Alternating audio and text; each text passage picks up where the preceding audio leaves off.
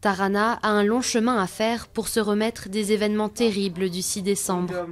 Ce jour-là, sa famille et elle sortent célébrer le jour de l'Achoura, une des fêtes les plus sacrées du chiisme.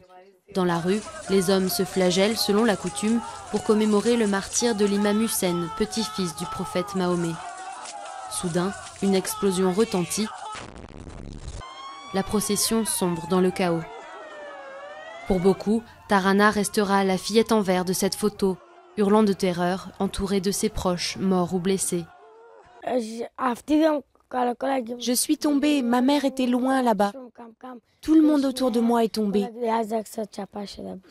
La collégienne a été légèrement touchée par des éclats à la jambe et a passé 3 jours à l'hôpital. Des 17 membres de sa famille présents à la cérémonie, 7 sont morts, y compris son petit frère Chouaïb. Ce matin, je me suis réveillée et je me suis mise à pleurer en voyant que mon fils n'était pas là. La famille élargie de Tarana vit dans un quartier pauvre de Kaboul. Partie se réfugier au Pakistan voisin pendant la guerre civile en 1992, elle revient pleine d'espoir à Kaboul en 2002 après la chute du régime taliban. Cet attentat, résultat de violences religieuses sans précédent, a profondément choqué la communauté chiite. Alors que les femmes pleurent les morts, les hommes, eux, rêvent de vengeance.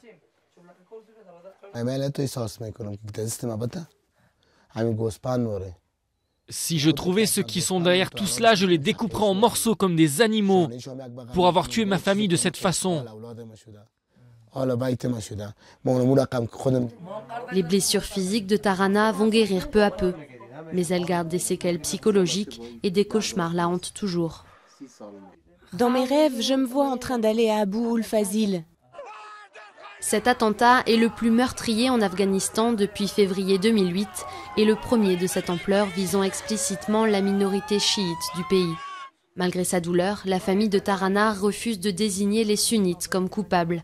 La collégienne, elle, rêve d'une chose, devenir institutrice dans un pays où il y a une dizaine d'années, les talibans interdisaient encore aux femmes d'étudier et de travailler.